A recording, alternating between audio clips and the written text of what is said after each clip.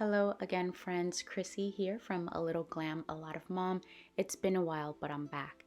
And I have a valid excuse. I have 3 September babies.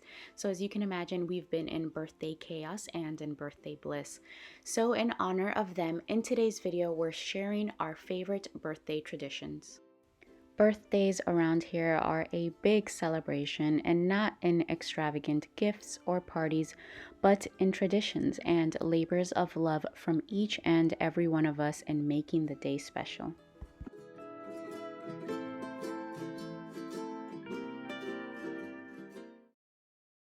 I don't know about your littles, but my children live by countdowns. Really, countdowns to every life event, especially fun events and holidays. I like to use our birthday ring for countdowns, similar to an advent spiral idea, if you're familiar with that. I bought this ring from an affordable maker on Etsy, Red Barn Toys, and I'll link everything that I can in the description box. Our birthday ring has 12 slots, so each slot represents a day.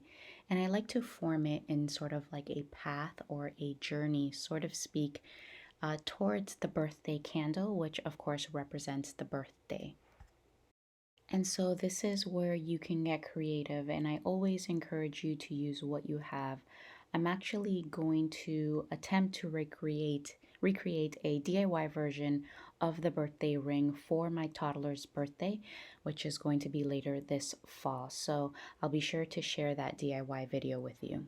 My kids enjoy using a figurine or peg doll to walk the journey towards the birthday candle. So, moving your figurine a slot each day closer to the birthday, which again is represented by the birthday candle. Something a lot simpler, which is actually what we do for our Advent countdown, is we use stones or gems, place one in each slot representing the days, and as each day goes by, we remove a stone and then count how many stones are left on our spiral or path, thus representing how many days are left until our special event or holiday. This is a countdown I created for my fairy obsessed Bella back in April, leading up to her 6th birthday.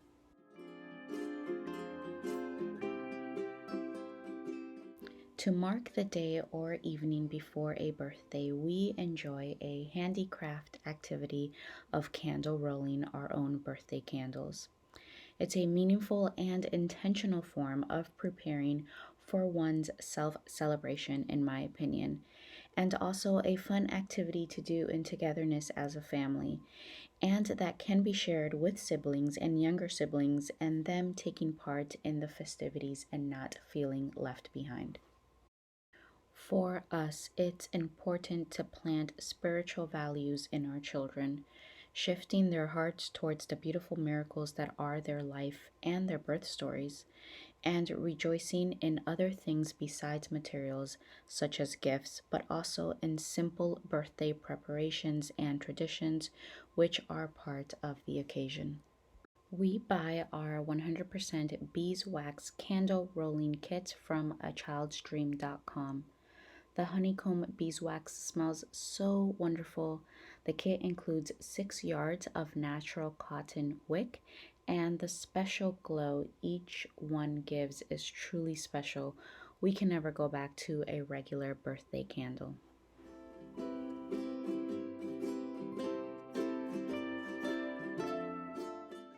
Playsilks, we use them as a special birthday cape.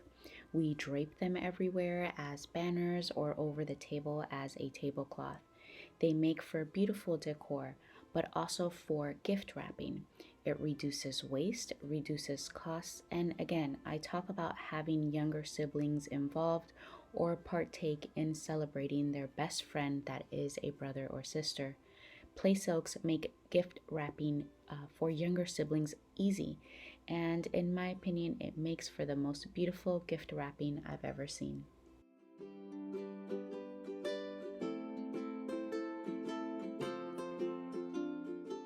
And while we're on the topic of decor, it's become tradition that the birthday boy or girl wakes up to a beautiful birthday setup, but not just a decorated table, but an invitation to play. It's likely that the birthday theme chosen by your child was chosen because they are obsessed with this character or era. So it's a given you'll have toys that fit the birthday theme or that the birthday gifts will be. So, again, this is where I save on decor by using our toys as an invitation to play and as decor. It's a win win. I also set up this invitation to play and birthday setup in our schoolroom where I already had wall cards and decor that fit this theme. So, all in all, I spent $7 on Noah's birthday decor this year, and that was a banner and that number 5 balloon. Everything else that makes up the birthday setup or decor are toys that we already own, sprinkled in with a few of his new birthday presents.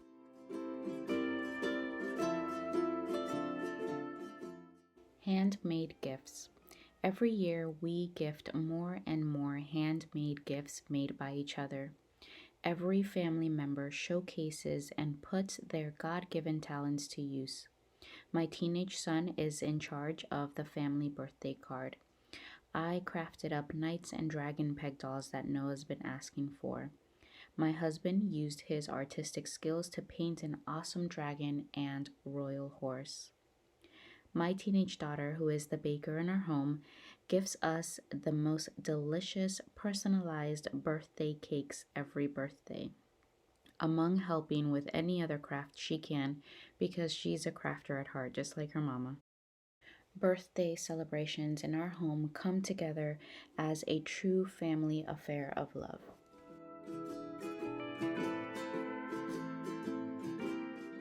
A special handmade birthday crown, and this is a new tradition for us, felted personalized birthday crowns made by me.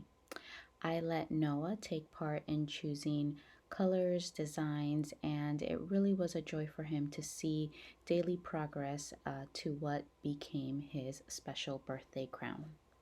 For this project, I use a thick, I believe it's 4 millimeters thick, 100% merino wool felt for the front, and for the backing, a contrasting color of also wool felt, but in a thinner cut.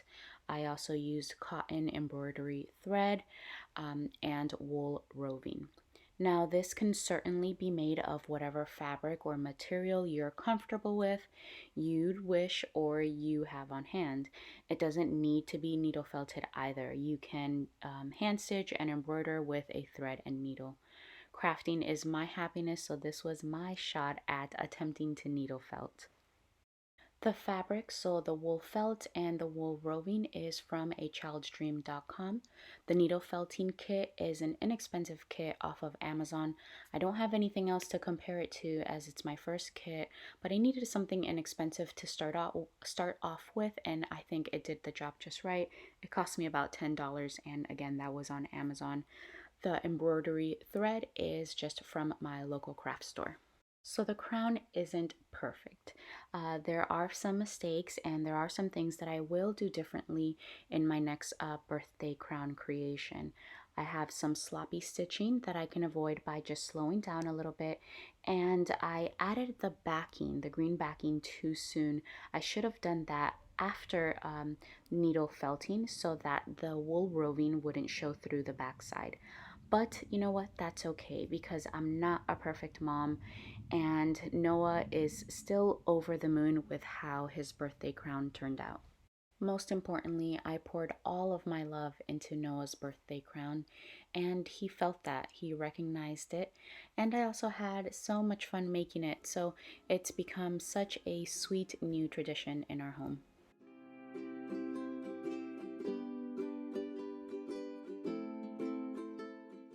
The birthday ring tradition is a tradition most popular in Waldorf families. It's a beautiful tradition, in my opinion, because it's a unique expression of the celebration of life for each person. So, how you decorate it is all up to you and also lots of fun. I like to start off with our birthday candles, which in Noah's birthday ring already occupied 5 of the slots. And be sure to use brass candle holders to protect your wooden ring.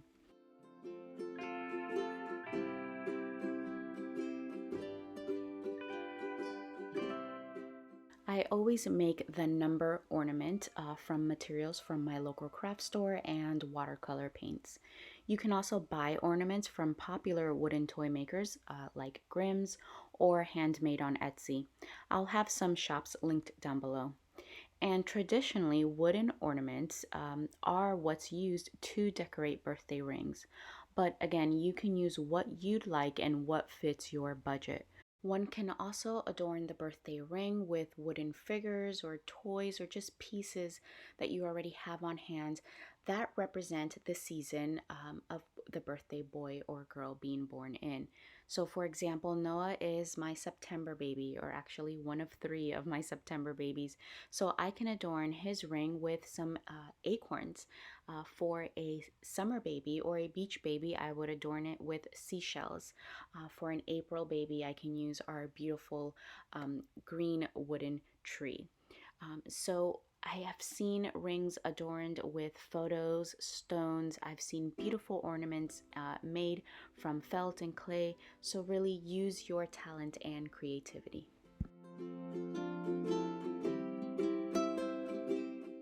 The Celebration of Life walk is the representation of Earth's orbit around the sun equaling to another year of life. For example, Noah just celebrated his fifth year around the sun and walked around 5 times. So you'll need something to represent the year, and for this I used our month peg dolls that, if you notice, whose colors, also known as the Waldorf colors of rhythm, represent the 4 seasons of the year. Now, you don't have to use peg dolls and you don't even have to use a birthday ring. I've done without it in the past, and I will have a video linked on another celebration of walk ceremony that we did for Bella, linked down in the description box. I've also done it a little more simple and just using something to represent each season of the year and not necessarily every month. So these stones, whose colors remind me of the seasons, are a perfect representation of the year. I've also used Playsilks to represent the seasons of the year. So, for example, green for spring and yellow for summer, orange for autumn, blue for winter. In the center of your setup, you will need something to represent the sun. This is a Safari LTD marble, but I've also used a candle or just a photo of the sun. The birthday boy or girl holds something to represent Earth, traditionally a world globe, but you can also use an earth marble, a stone, or even a picture. And your representation of Earth is placed beside the respective birthday month, which is where the child will begin their celebration of life walk. Do you have Earth in your hands? Okay. The earth goes around the sun, the earth goes around the sun, the earth goes around the sun, and Noah is one.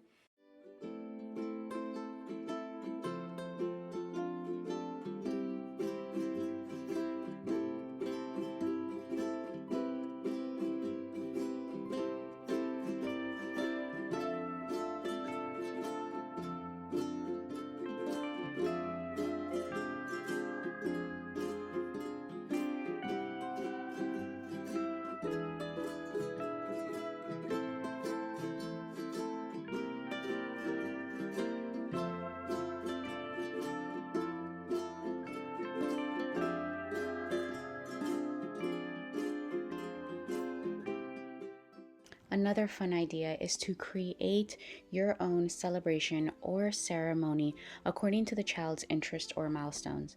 For example, Noah has been knighted a knight warrior of God's kingdom. I presented him with a royal sword and explained to him that this sword is not to be used to harm, but rather to protect all things that are kind and created by God. Bella is already planning a fairy-filled birthday for her 7th time around the sun, and we can sprinkle her with pixie dust to carry the light of Christ with her.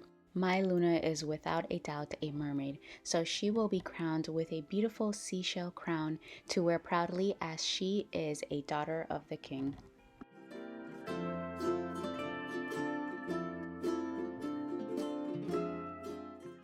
And one of my favorite traditions is telling their birth story. Of course, you can retell the current of events leading up to the child's birth and the days that followed.